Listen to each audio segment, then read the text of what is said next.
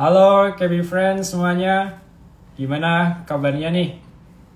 Harapannya kabarnya happy ya, sesuai kondisi ISG kita kali ini. Nah, kali ini kita akan bincang siang saham, edisi spesial. Edisi apa itu? Edisi Roadshow Market Class dan juga yang sudah expert di bidangnya nih. Dari dua sisi, yaitu sisi fundamental dan juga dari sisi teknikal. Halo Halo, Pak siang. Yudi dan juga Pak Bias, gimana Hai, kabarnya hai, nih? siang, siang. Oke, Sehat. Halo. Halo, Pak Bias, gimana kabar? Ya, halo Yudi, apa kabar? Halo Mas Nasir, apa kabar? Salam kenal semuanya. Alhamdulillah baik Pak Bias dan juga Kak Yudi. Oke, KB Friends semuanya, ketemu lagi dengan saya Nasi dari KB Valburi Sekuritas Semarang. Kali ini kita akan berbincang siang saham. Sebenarnya nggak siang ya, tapi siang menjelang sore ya. Oke, IG Live kita ini spesial ya KB Friends. Harapannya bisa menambah insight KB Friends semuanya. Bincang siang saham kali ini kita akan membandingkan dari dua sisi, yaitu dari sisi fundamental dan juga teknikal. Nah, kalau nyebutnya mungkin paket komplit ya KB Friends semuanya. Nah, untuk IG Live kali ini kita akan dalam rangka Road to Prabar dan juga Masterclass. Nah, untuk view fundamental sendiri nanti akan disampaikan oleh Pak Bias, yaitu selaku Head of Ya, Research KB Valverde Sekuritas. Dan untuk dari teknikal yang begitu tajam ya analisanya, yaitu dari Koh Yudi. Nah, tadi udah say hi ya kabarnya Pak Bias gimana sekarang? baik di sini baik, walaupun lagi panas di Jakarta. Oke Pak Bias. Nah, untuk Koh Mas Yudi Nasir, saya gimana nih boleh kok cek kabarnya? Apa Pak? suaranya kedengaran dengan baik, Mas, Iya, di sana? suaranya Jelas, jelas. kedengaran jelas banget Pak Oh, Bias. oke, Iya. siap, aman. Untuk Koh Yudi gimana nih kok kabarnya Sehat. kok? Cuma kalau di sini mendung. Kebalikannya ya kok. Kebalikan di sini. Oke, sebelum dimulai, disclaimer on dulu bahwa perbincangan kali ini bukan merupakan rekomendasi baik beli maupun jual, sehingga risiko keuntungan maupun kerugian menjadi tanggung jawab masing-masing. Nah, apabila KB Friends ada pertanyaan, jangan ragu langsung aja bisa tulis di kolom komentar. Nah, untuk KB Friends pastinya udah gak sabar nih untuk melihat insight dan juga pastinya menambah pengetahuan dan juga saham apa nih yang nanti menarik untuk KB Friends semuanya bisa perhatikan. Nah, untuk yang pertama kita pemanasan dulu nih. Nah, IHSG kita kali ini closing hijau ya Pak Bias dan juga Ko Yudi. Nah, Ya, kira-kira yang pertama nih untuk Pak Bias, apa nih untuk IHSG kali ini ada katalis atau sentimen apa gitu Pak Bias? ya. Eh, Mas Nasir dan teman-teman Gaby Friends semua, untuk hari ini kelihatannya spesifik katalis utamanya adalah rilis data trade balance kita ya, neraca perdagangan yang surplus cukup baik kalau menurut saya ya. Sekitar 3 miliar dolar lebih. Walaupun tadinya kita sih ekspektasi akan turun agak lebih dalam ke kisaran 2 miliar dolar, tapi ternyata di bulan April trade balance kita bisa surplus 3 miliar lebih. Dan ini memberi dampak sentimen positif sebenarnya terutama ke nilai tukar rupiah kita gitu ya, yang tadinya sempat dikhawatirkan karena trade balance-nya akan defisit atau mungkin surplusnya makin kecil. Tapi karena surplusnya di atas ekspektasi, jadi membuat market kita cukup positif hari ini. Gitu. Baik, Pak Bias. Dan hal tersebut harapannya bisa semakin memantik investor global ya, Pak Bias, untuk Ya, bisa menambahkan suntikan dana, Pak. ini udah kelihatan sih kalau dilihat dari rupiah udah tembus di bawah 16.000 sekarang. Amin. Amin Udah ya, Pak Bias. 15.45 sekarang. Iya. Nah, untuk next-nya nih, untuk Ko Yudi, IHSG secara teknikal gimana nih, Ko? Apakah ada berpeluang untuk bisa di bawah level 7.000 atau malahan bisa buat all-time high lagi nih, Ko? Gimana nih, Ko Yudi? Kalau dari segi teknikal sih sebenarnya kalau kita lihat ya. Jadi kemarin ini kita punya area resisten itu di 7.238 ya. Jadi selama nggak bisa melewati area ini sih sementara posisinya masih potensi koreksi ke arah 6.900-an. Jadi ini key level yang cukup penting ya buat arah indeks ke depan selama dia nggak bisa naik di atas 7.238 masih potensi downside ke 6.927 ya. Gitu. Dan untuk IHSG termasuk ada moving average krusial ya kok, MA 200 ya kok itu. Iya, betul. Jadi kalau Udah beberapa misalkan kali di MA 200 dijaga banget ya kok. iya.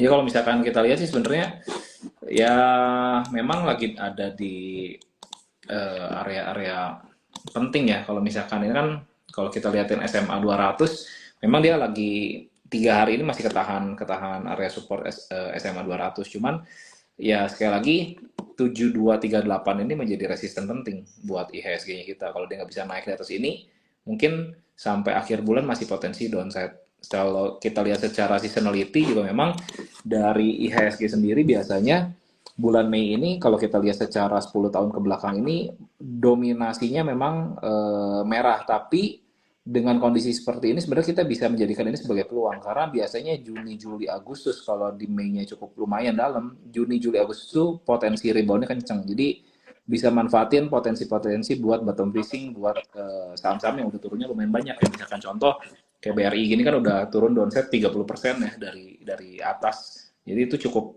menarik sih buat diperhatiin. Baik Kak Yudi. Selanjutnya untuk Pak Bias nih. Tadi udah disinggung trade balance di luar ekspektasi ya kok kenaikannya ya Pak Bias. Ya. Nah untuk BPS sendiri udah mempublish bahwa PDB triwulan kita di triwulan pertama khususnya tumbuh 5,11% secara year on year dan bisa dikatakan cukup tinggi sejak tahun 2019 ya Pak Bias. Apakah hal tersebut semakin menunjukkan bahwa Indonesia masih seksi atau semakin dilirik oleh investor global, Pak Bias? Iya, memang rilis data GDP yang first quarter kemarin ini memang cukup inline di atas di ekspektasi kita ya, karena memang kita mengekspektasikan GDP kita akan kelihatan sangat baik di kuartal pertama karena ada beberapa event, salah satunya adalah event pemilu ya. Jadi kalau dibandingin secara year on year dibanding tahun kemarin, jelas memang GDP kita lebih tinggi gitu, dan ini juga menggambarkan level tertinggi dari sejak 2019, menggambarkan bahwa Indonesia udah balik lagi nih ke performanya sebelum COVID gitu ya. Jadi memang menurut saya ini sedikit banyak akan ngasih fundamental yang cukup baik ke investasi di Indonesia. Tapi kita harus waspada juga karena GDP kuartal pertama ini belum memfaktorkan nilai tukar rupiah yang melemah yang dari sejak 1 bulan terakhir gitu ya. Kita agak mengantisipasi nih, agak deg-degan melihat nanti kuartal kedua kayak gimana GDP-nya. Apakah akan tetap seseksi yang kuartal pertama atau mungkin ada pelemahan karena memang nilai tukar rupiah yang terdepresiasi cukup signifikan di kuartal kedua. Baik Pak Bias. Pastinya kita perlu memberikan apresiasi ya Pak kepada pemerintah di saat banyak negara yang udah mempublish GDP di triwulan pertama di bawah 5%, sedangkan kita masih dikatakan sangat bagus ya Pak dibandingkan negara-negara yang lain nih Pak Bias. Ya. Oke Pak Bias, ini selanjutnya nih Pak Bias, masih cukup hot nih. Untuk BI sendiri sudah menaikkan suku bunga ya Pak sampai 6,25%. Ya. Apakah BI sendiri masih berpeluang untuk menaikkan, dan untuk The Fed sendiri kira-kira gimana Pak? Masih kekeh untuk mempertahankan suku bunga saat ini? Gimana Pak Bias? Ya, jadi agak berbeda ya kalau misalnya di US sana kebijakan moneternya itu ada 2 cara. Yang pertama dengan kebijakan suku bunga, yang kedua dengan kebijakan operasi moneter untuk meningkatkan likuiditas di market. Nah, yang terjadi sekarang adalah The Fed memang kelihatan masih cukup kekeh gitu ya untuk mempertahankan suku bunganya, tapi di sisi lain di salah satu kebijakan moneter lainnya, operation market itu mereka mulai mengurangi reverse repo yang dilakukan ke pasar. Jadi sedikit banyak ini menambah likuiditas sih di pasar. Jadi uh, walaupun The Fed nggak nurunin suku bunga, tapi mereka udah ngelihat bahwa ekonomi udah mulai melambat nih, jadi perlu juga adanya stimulus moneter langsung gitu ya ke pasar, yaitu dengan mengurangi reverse repo-nya yang ternyata pengurangannya lebih besar daripada ekspektasi. Apakah ini akan positif buat BI? BI selama ini kalau kita lihat memang selalu agak ini ya, behind the curve ya, artinya kepentingannya BI itu lebih banyak untuk menjaga nilai tukar rupiah, dan selama dolar indeksnya masih cukup tinggi karena The Fed belum menurunkan bunga, saya pikir mungkin BI belum akan menurunkan bunga gitu. Jadi nanti kita lihat kalau misalnya Fed udah mulai nurunin bunga, ekspektasinya 50-50 di bulan September. Kalau itu kejadian, saya yakin Pak Peri, BI pasti akan nurunin bunga juga untuk kita, karena memang pada dasarnya inflasi kita sangat terjaga gitu ya, dan tidak ada kebutuhan secara fundamental selain dari menjaga nilai tukar rupiah untuk kita tetap ada di rezim bunga tinggi kayak sekarang. Baik Pak Bias, tadi udah disinggung bahwa salah satu tujuan dari kenaikan BI rate ya Pak, itu untuk menjaga rupiah kita agar tidak semakin loyo ya Pak. Nah, Betul, rupiah sendiri betul. sempat terdepresiasi ya Pak hingga level 16.290. Nah, menurut Pak Bias, apakah rupiah sendiri bisa perkasa lagi dan bahkan bisa di bawah level 15.000 Pak Bias? Ya, sebenarnya sangat mungkin ya, karena memang depresiasi nilai rupiah yang terjadi selama 1 bulan terakhir, menurut saya lebih banyak disebabkan oleh faktor eksternal gitu ya. Kalau dari secara faktor fundamental sendiri, kita sebenarnya masih cukup kuat lah untuk bertahan dari sisi nilai tukar rupiah. Jadi memang lebih banyak dipengaruhi kalau kita lihat dolar indeks dari sebelum Lebaran itu hanya sekitar 102,5 atau 103, setelah Lebaran dan sampai sekarang udah 105,5-an gitu. Jadi memang maklum kalau misalnya nilai tukar rupiah kita juga terdepresiasi terhadap US dollar gitu. Itu sesuatu yang tidak bisa dihindari gitu.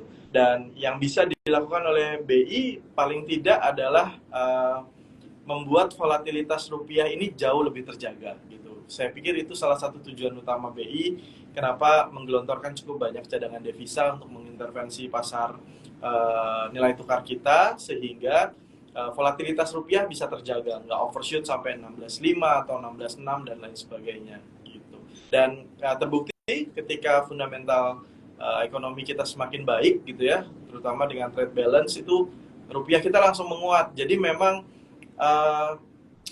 kondisinya kita sangat excited nunggu rilis data ekonomi yang membuktikan bahwa Indonesia sangat kuat dan langsung terimplikasi di nilai tukar rupiah kita gitu. Jadi kalau ditanya apakah mungkin turun di bawah 16.000, saya pikir sangat mungkin, terutama nanti ketika di bulan September The Fed mulai akan menurunkan suku bunga, dolar indeks mulai turun dari level-level sekarang.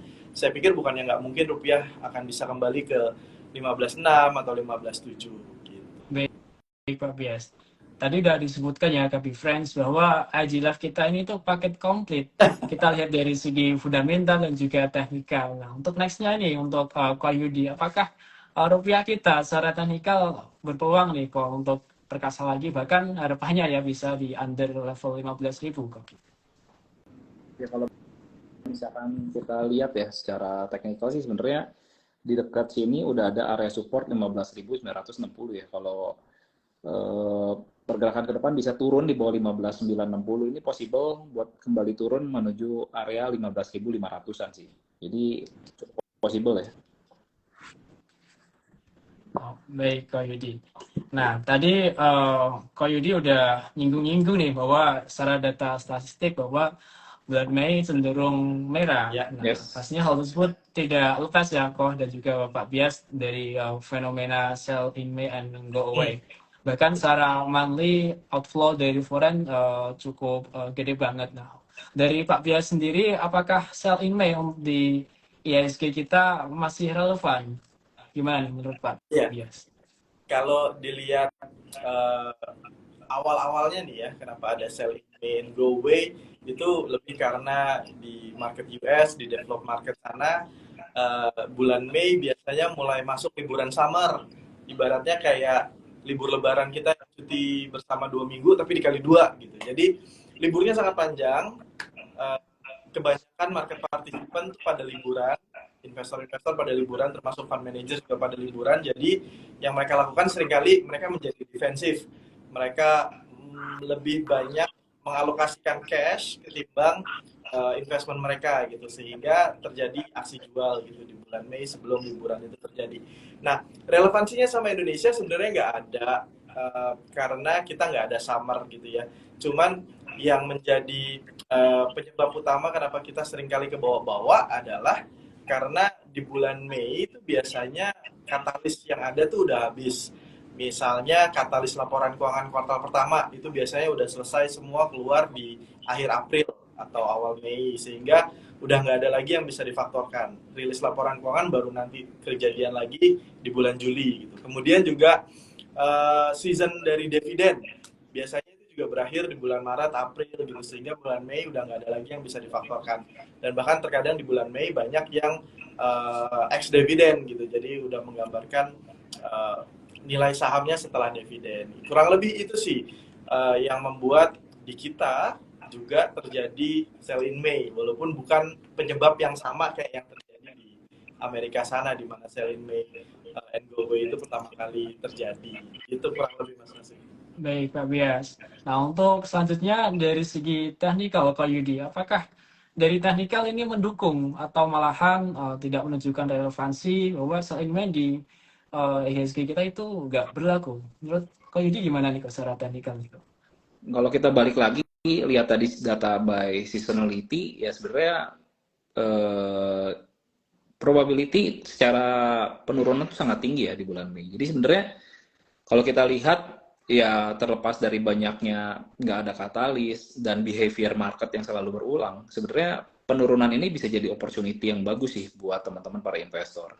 Dimana tadi yang sempat aku mention ya seperti saham BBRI yang penurunan udah cukup dalam, ini jarang banget nih dalam satu bulanan terakhir Ya, turun Pak Keren. 30% tuh jarang sekali kejadian. Jadi sebenarnya opportunity kayak gini tuh bisa dimanfaatkan, terlepas memang asing cukup jualan cukup masif ya, tapi harga-harga segini kalau kita perhatikan nih harga yang cukup menarik sebenarnya untuk kita perhatiin ya gitu.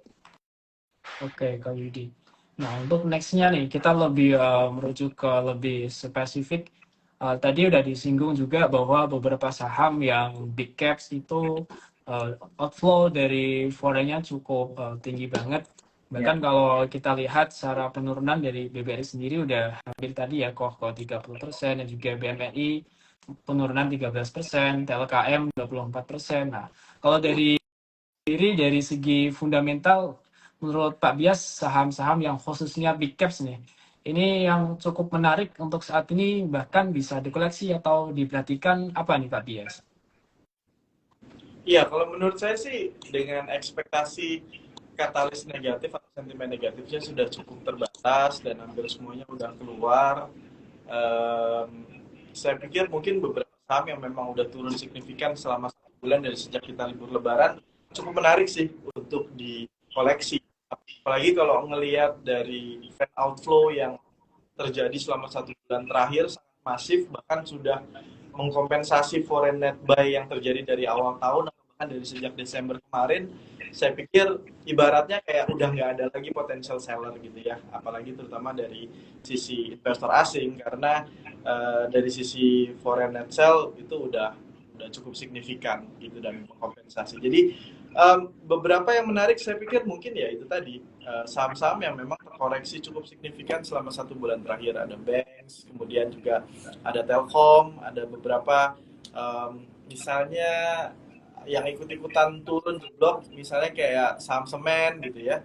Kemudian juga yang lainnya Astra juga cukup menarik. Gitu. Jadi menurut saya kedepannya Iya, Pak Bias. Tadi sempat disinggung ya Pak Bias untuk Astra. Ketika ex-debt itu penurunannya cukup dalam ya Pak. sorry Mas Nasi, saham apa? Tadi sempat sempat disinggung saham Astra ya Pak, ketika Ya, ex-date. ya, apalagi setelah dividen gitu ya. Jadi memang udah Iya Pak, untuk terfaktorkan semua dividennya. Jadi balik ke valuasinya, dan menurut saya udah cukup atraktif sekarang sih untuk saham Astra. baik Pak Bias. Nah, ini nextnya tadi udah disinggung juga ya beberapa saham yang menarik dari Koyudi. Untuk menurut Koyudi sendiri, saham-saham yang tadi ya, untuk big caps yang ada outflow dari foreign yang cukup gede banget. Menurut Koyudi, mana nih kok yang menarik kok? Oke. Kalau secara teknikal sih sebenarnya kalau misalkan kita lihat ya, tadi aku udah sempat mention sebenarnya BBRI ya. BBRI ini kalau kita perhatikan nih udah 3 hari 4 hari ini hijau, dan dia sudah mulai ada di area supportnya sebenarnya. Dan kalau kita lihat secara tren, dia sudah break daripada dia punya falling wedge juga. Jadi untuk sementara waktu, secara possibility dia kemungkinan besar akan sideways hingga range area 5.050-an. Nah, kalau misalkan bisa break area ini, dia mungkin akan retest MA 200-nya di area 5.400 sekalian sebagai target daripada dia punya pattern double bottom. Jadi kalau misalkan kita lihat, ini cukup menarik secara valuasi, menarik secara price action-nya pun menarik sih sebenarnya gitu. Baik. Saham lain mungkin yang bisa diperhatikan itu seperti Telkom juga, yang tadi Pak Bias sudah sempat mention, itu pun menarik banget ya gitu. Kita kemarin udah sempat call juga ya buat Telkom dan BRI ini. Kalau buat Telkom sendiri sebenarnya dia ada support terdekat itu di range area 3040 ya, dengan area resisten terdekat itu di range 3200-an. Nah, buat targetnya sendiri around 3340, 3350 ya, kurang lebih, dengan posisi support terdekat 3040. Jadi buat risk reward ratio-nya juga masih cukup menarik untuk yang area entry di daerah-daerah sekarang ini cukup menarik sih. Karena dia juga udah turun cukup banyak ya, dari 4.200-an sampai ke 3.000 dalam kurang lebih 1-2 bulan terakhir, ini cukup menarik.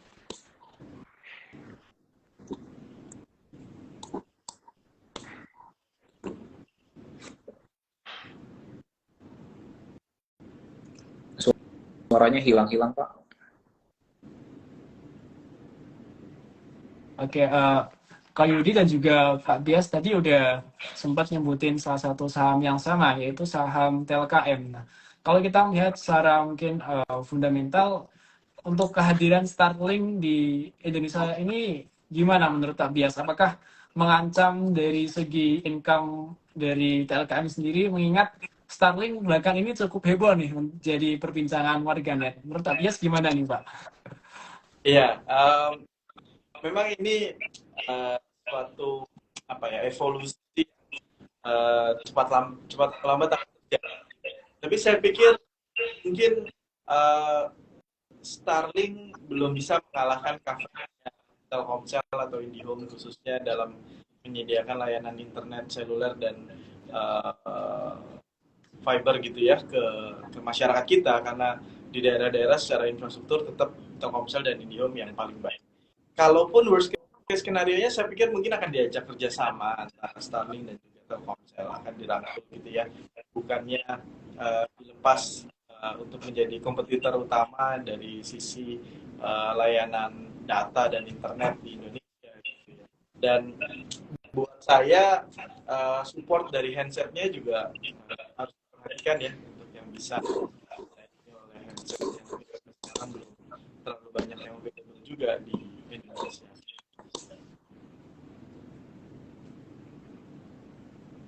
Baik, untuk KB Friends yang join kali ini, kalau mau bertanya, jangan ragu lah, bisa langsung aja tulis di kolom komentar. Nah, untuk nextnya kita akan menjawab pertanyaan-pertanyaan dari KB Friends semua nih.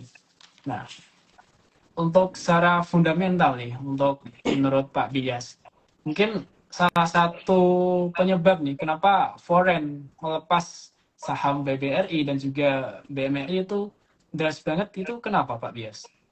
Ya, dua alasan utama menurut saya. Pertama, karena memang ada risk off. Artinya setelah kita selesai libur lebaran, kita tahu ada tensi geopolitik yang memanas luar biasa. Kemudian juga ada ekspektasi Fed tidak akan nurunin suku bunga, sehingga membuat risk tolerance dari investor asing itu jadi turun. Jadi mereka flight to safety, ibaratnya masuk kembali ke US dollar. Kita tahu juga ke harga emas juga naik cukup signifikan, jadi alokasi ke safe haven aset juga naik. Dan ini juga biasanya diikuti dengan mereka mengurangi porsi mereka di emerging market yang dianggap lebih beresiko gitu ya. Dan memang Indonesia salah satu emerging market, dan juga saham banking terutama BRI dan Mandiri adalah dua saham utama yang dapat inflow sangat besar. Hampir 75% dari inflow yang terjadi di bulan Desember sampai dengan di bulan Maret itu masuknya ke dua saham ini. Makanya ketika ada reversal, bukannya ya kita maklum ya kalau misalnya yang dijual adalah yang inflow-nya paling besar, termasuk juga BRI dan Mandiri. Secara fundamental sebenarnya nggak ada yang berubah terlalu signifikan untuk kedua saham ini selama 2 bulan terakhir gitu ya.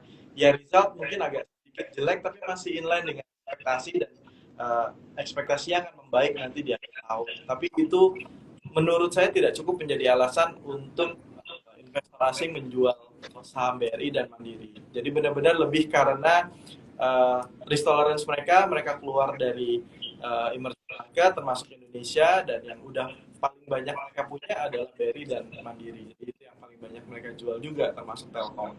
Gitu, jadi kurang lebih kayak gitu Mas. Dan nanti kalau misalnya mereka udah mau balik lagi, kalau mereka melihat udah mulai aman nih, nyaman, tenang, stabil semuanya, terus mulai risk on lagi, artinya mereka mulai ngelihat ada potensi di negara-negara berkembang, kemudian di pasar-pasar yang udah terkoreksi banyak termasuk Indonesia, mereka masuknya biasanya akan ke saham-saham tersebut lagi gitu. Jadi makanya sebelum diduluin sama asing yang masuk, mendingan kita masuk duluan gitu. Baik, Pak Bias.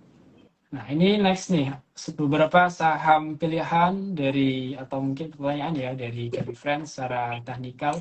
Nah, untuk Ko Yudi sendiri, untuk saham BRPT secara teknikal gimana, Ko? Untuk saham BRPT ya. Oke, Wah, saham BRPT ini ke Ko Yudi nih, bukan ke saya nih. Terus semangat kok.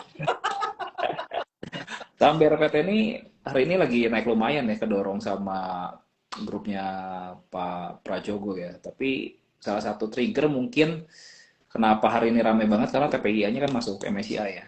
Jadi kemarin udah ada pengumumannya, TPI masuk MSCI.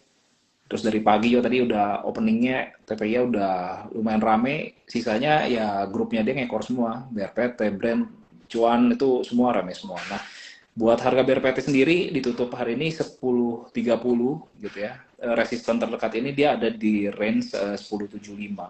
Kalau dia bisa naik di atas ini, max-nya itu around 1.200 buat targetnya. Tapi buat stop loss-nya boleh di bawah 960 gitu. Jadi boleh diperhatiin sih range support, target, dan resisten terdekatnya gitu. Baik, Kak Yudi. Ternyata saat ini udah ada saingan dari IHSG ya, Ko? Yaitu IHSPP ya, Ko? Yaitu salah satu, menurut aku ya, salah satu maksudnya IHSG kalau nggak ada grupnya mereka mungkin udah terjun bebas sih sebenarnya. Ya. Cuma karena grup mereka punya market cap yang cukup gede, agak lain ya, maksudnya setahunan ini tuh agak lain pergerakan IHSG, beda sama tahun-tahun sebelumnya di mana brand market cap-nya udah paling gede gitu, sekarang udah ngalahin BCA, BRI itu udah ya pada akhirnya mempengaruhi pergerakan dari indeks kan. Karena kan indeks ini kan tercermin dari banyak saham-saham yang gedenya nih lagi ngapain. Kalau yang gede-gedenya kayak brand gini lagi geraknya naik ya otomatis IHSG-nya ikut pumping juga, naik juga. Meskipun sebenarnya mayoritas mungkin kebanyakan lagi turun gitu, tapi terdorong oleh grupnya mereka yang nahan gitu. Kalau dulu-dulu mungkin lebih konvensional ya, mungkin kayak big banks lagi pada turun, yang nahan tuh seperti Unilever, ASI, Telkom, dan berkebalikan. Kalau yang lain lagi turun, big banks nahan. Kalau kayak sekarang big banksnya turun lumayan dalam, tapi yang nahannya grup Barito gitu. Dan termasuk itu ya, kok dikira pesta dari Papi Prayogo ya, kok dikira udah Iya. Oh iya, hari ini selesai lagi ulang ternyata. tahun tuh. Hari ini lagi ulang tahun dia. Selamat ulang tahun buat Iya, Pak kan. Pepe. Oke, ini nextnya nih dari untuk Pak Bias. Ya. Ini kenapa ya Pak Bias? Dari Warren Buffett sendiri banyak melakukan penjualan kepemilikan di saham Apple dan memegang cash. Itu kira-kira terindikasi ada apa ya Pak Bias? Mungkin sebenarnya itu laporan agak delay ya, karena pelaporannya dilakukan setelah penjualan yang dilakukan. Tapi saya cukup bisa memahami mindsetnya Warren Buffett mengurangi exposure di saham tech di Amerika sana, karena mulai dari sejak Februari ke Maret itu ada ekspektasi suku bunga akan higher for longer gitu ya. Yang tadinya kita expect bunga akan turun, yang biasanya akan berdampak positif sama saham-saham teknologi, tapi berubah gitu ya, terbalik. Makanya itu juga direspon sama beberapa investor di sana, termasuk salah satunya Warren Buffett adalah yang melakukan aksi jual lah, atau mengurangi posisi mereka di saham-saham teknologi termasuk Apple gitu ya, karena itu tadi ekspektasi suku bunganya masih akan tetap tinggi minimal sampai nanti bulan September gitu.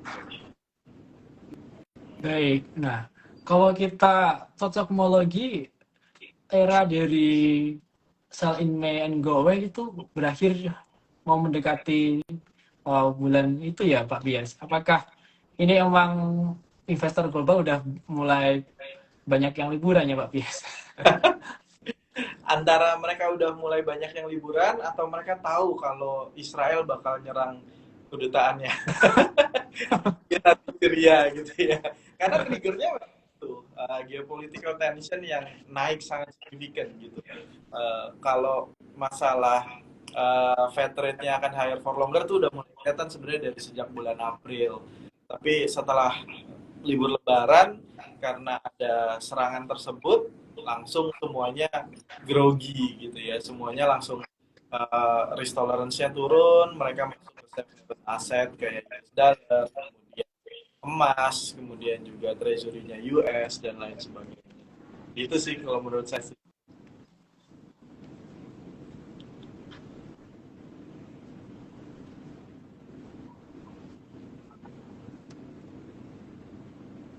Oke, nah ini nextnya view secara teknikal untuk Ko Yudi. Inko saat ini secara teknikal gimana kok? Inco ya. Iya kok benar. Untuk saham Inco hari ini ditutup di harga 4.490 ya. Dia punya area support itu di area 4430. Selama bisa di atas ini dia masih potensi naik sampai 4.920-an ya. Karena kalau kita lihat juga harga nikel cukup lumayan naik belakangan ini. Jadi ini salah satu katalis juga mungkin yang bisa diperhatikan buat saham Inco ya. Baik kok, ini masih ada kok. Next saham Tugu kok. Wow. Saham Tugu ini kemarin kan baru ini ya, ex dividend ya. Iya kok. Sebentar masih loading dia datanya. Dia baru ex dividend makanya dia turunnya cukup dalam. Nah, tapi buat posisi harga sekarang ini dia udah masuk di main zone di area 10.20 sampai area 10.30-an gitu ya. Dengan area target resistennya di 11.40. Di penutupan hari ini 10.45 ini masih cukup menarik untuk bergerak dalam range consolidation kecilnya sih. Jadi boleh diperhati support dan target resistennya.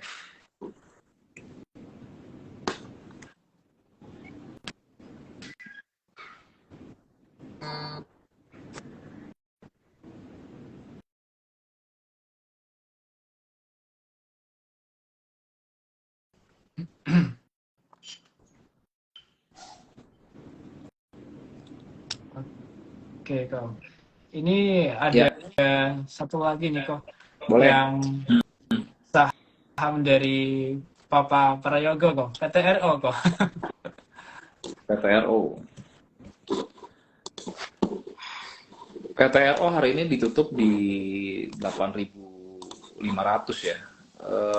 Nextnya karena ini sudah bergeraknya di area all time high, maka kita sebenarnya bisa cari dengan Fibonacci extension ya.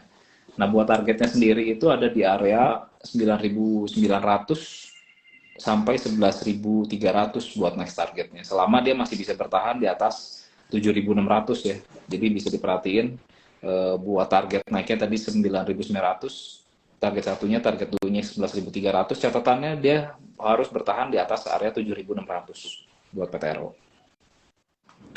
Baik kok, ini yang termasuk hot juga kok, yaitu MDKA kok. Mengingat gold dari waktu ke waktu selalu cetak all time high kok. MDKA. Buat MDKA nih harga sekarang 2.750 penutupan hari ini udah mulai kembali bergerak ya harga MDKA di atas MA 200-nya. Jadi buat pergerakan harga ke depan potensinya akan kembali rally ya. Terlepas dia udah turun cukup panjang ya dari harga 5.800-an sampai 2.050. Jadi dia udah terdiskon cukup banyak. Nah, buat harga sekarang di 2.750 dengan resisten terdekat itu ada di area 2.930. Kalau misalkan dia bisa break dari area 2.930 ini, dia bisa kembali naik ke arah 3.350 dengan posisi support terdekatnya ini ada di sekitar area 2.630. Jadi bisa dibatasi buat resikonya 2630 dengan tadi potensi targetnya 2930, target satunya dengan selanjutnya 3350. Baik Kak Yudi. Nah ini nextnya kita ke Pak Bias nih. Mengingat bahwa nanti ya di bulan Oktober ada pelantikan presiden dan juga wakil presiden terpilih. Nah, untuk itu menurut Kak Yudi, menurut Pak Bias itu ada sekiranya saham atau sektor yang menarik ya Pak dari perombakan rezim nanti?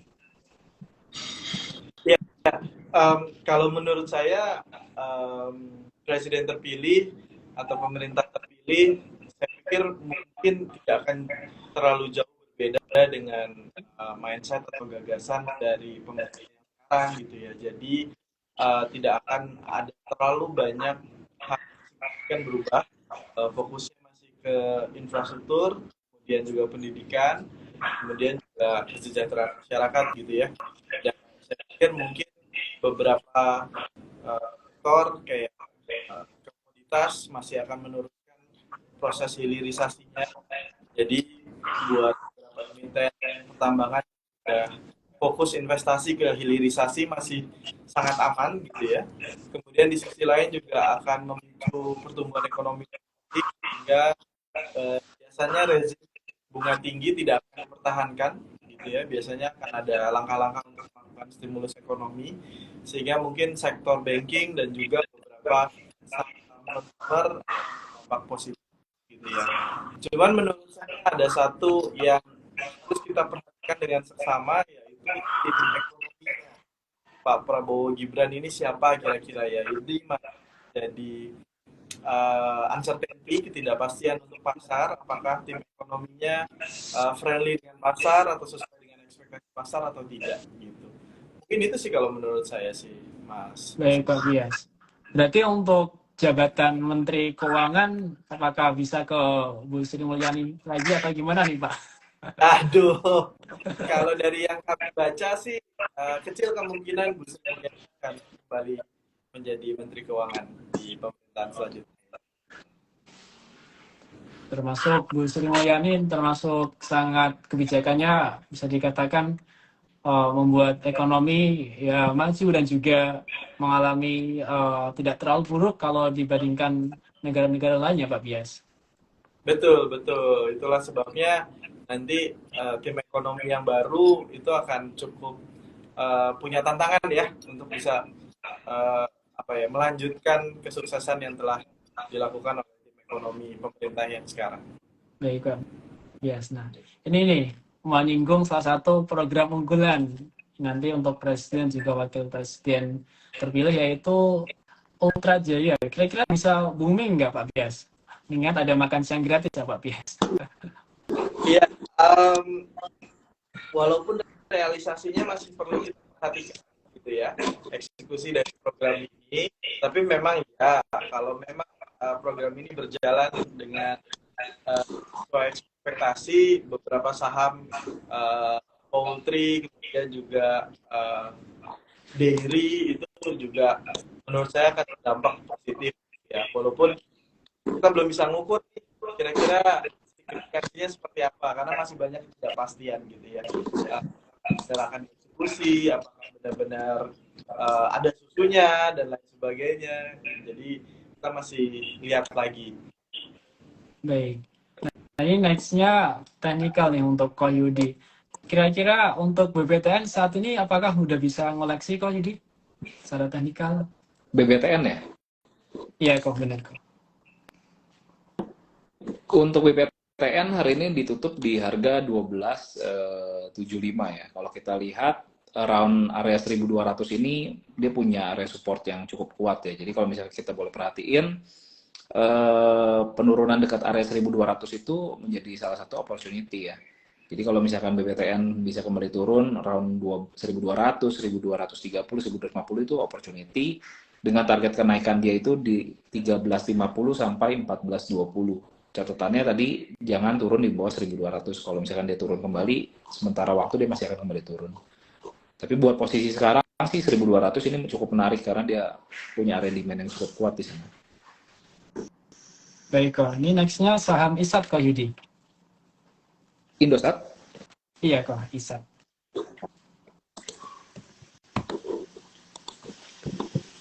Buat saham Indosat, kalau misalkan kita perhatikan pergerakan ini memang sangat strong uptrend ya. Jadi buat posisi sekarang dengan harga penutupan di 10.800 ini masih potensi kembali naik ya menuju all time high-nya dia di 12.250. Kalau dia bisa break daripada 12.250, potensi kenaikannya itu bisa sampai ke area 13.500. Buat target duanya, target satunya di 12.800. Itu buat Indosat dengan catatan dia nggak boleh turun di bawah 10.250. Kalau dia turun di bawah 10.250, dia punya pattern baru, jadinya descending triangle, kemungkinan besar dia akan kembali reversal turun ke bawah. Jadi notes pentingnya selama dia tahan di atas 10.250 masih potensi kembali up. Baik Ko Yudi. Nah, sekali lagi ya Happy Friends bahwa bincang siang saham kali ini adalah edisi spesial, yaitu edisi Road to Trading bareng dan juga masterclass. Nah, untuk nanti dari masterclass-nya sendiri, speakernya adalah salah satunya Ko Yudi. Nah, pastinya untuk Happy Friends yang penasaran untuk bisa menambah insight dan juga bisa menambah skill tradingnya biar lebih mantap, bisa untuk langsung aja untuk registrasi untuk bisa mengikuti event kita dari KB Valbury sekitar Semarang. Mungkin Kak Yudi nanti bisa memberikan gambaran sedikit kok nanti apa yang akan di-sharing biar teman-teman KB Friends tidak penasaran gitu loh. Buat yang nanti akan dibagiin sih lebih ke strategi gimana caranya kita trading di market sideways dan masih bisa dapetin potensi cuan. Karena itu salah satu hal yang paling challenging ya di market kayak sekarang. Iya kok. Apalagi nanti itu ya kok dari kayak kebijakan yang cukup bisa berpengaruh itu baru ada di September ya kok. Sedangkan event kita nanti di bulan Juni kan kok itu bisa jadi semacam tools lah, alat perang untuk bisa semakin berpeluang untuk nambah cuan ya kok Yudi. Betul banget. Oke, nah nggak berasa nih udah sampai di penghujung waktu.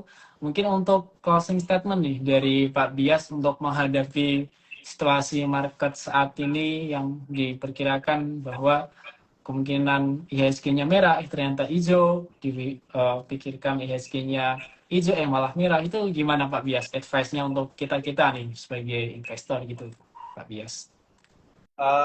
Kalau menurut saya di market kayak gini memang selama masih ketidakpastiannya tinggi, memang trading jangka pendek akan lebih disarankan ya. Jadi kita bisa mitigasi resiko dari market. Tapi buat saya secara fundamental hampir semua berita jelek yang kita antisipasi sudah keluar, kecuali satu dari sisi bursa US atau market US-nya belum terkoreksi gitu ya, meskipun dengan semua katalis atau semua sentimen negatif yang ada. Tapi di luar itu untuk market domestik kita dengan kondisi foreign outflow yang sudah sangat signifikan, yang bahkan sudah mengkompensasi inflow yang terjadi dari bulan September, saya pikir mungkin downside atau resiko penurunan untuk market kita sudah cukup terbatas, gitu ya. Jadi kalau memang beberapa investor ada yang punya periode bisa tahan agak lebih lama gitu, agak long duration, menurut saya ini sudah cukup menarik ya untuk kita mulai cicil beli untuk market kita, terutama beberapa saham-saham big caps yang memang sudah terkoreksi cukup signifikan dari sejak libur lebaran kemarin. Gitu. Kalau menurut saya gitu Mas Nasi dan teman-teman KB Friends semua. Baik Pak Bias. Nextnya nih, advice dari Ko Yudi, kita sebagai trader atau juga investor menghadapi market saat ini agar semakin bisa mengoptimalkan cuan dan pastinya juga meminimalisir kerugian. Ko Yudi apa nih Ko untuk advice buat kita nih KB Friends semuanya? Saran aku sih lihat ini ya, maksudnya money flow, terus lihat cari saham-saham yang rame aja sih. Jadi kita kalau misalkan dengan kondisi market sekarang, kalau misalkan beli yang nggak ada flow, nggak ada transaksi, itu cukup kesulitan. Jadi itu salah satu hal yang teman-teman itu harus perhatiin. Kalau sahamnya itu cukup ramai diperdagangkan dan teman-teman trading di sana untuk jangka pendek, untuk menghasilkan profit itu jauh lebih mudah dibandingkan paksain cari saham-saham yang mungkin sebenarnya secara value sebenarnya murah gitu. Tapi kalau nggak ada flow juga kita buat kejar dia naik juga agak kesulitan. Jadi saran aku mungkin lebih ke sana sih. Baik, Kak Yudi. Nah, ini ada analogi menarik nih. Seorang nelayan ketika mengetahui cuaca sedang tidak bersahabat, itu tidak memaksakan nih untuk pergi melaut. Itu menyibukkan untuk memperbaiki jaring, persiapan nanti kalau cuacanya udah kembali bersahabat. Nah, harapannya ketika KB Friends merasa kondisi market tidak bersahabat nih, bisa menyibukkan diri untuk upgrade alat perangnya nanti. Salah satunya itu mengikuti event dari KB Valkyrie Sekuritas Semarang. Itu dibagi dua nih. Tanggal 7 Juni hari Jumat itu ada trading bareng dengan Ko Hengki. Nah, pastinya itu dilaksanakan secara offline. Kenapa? Karena biar eksklusif VVIP gitu.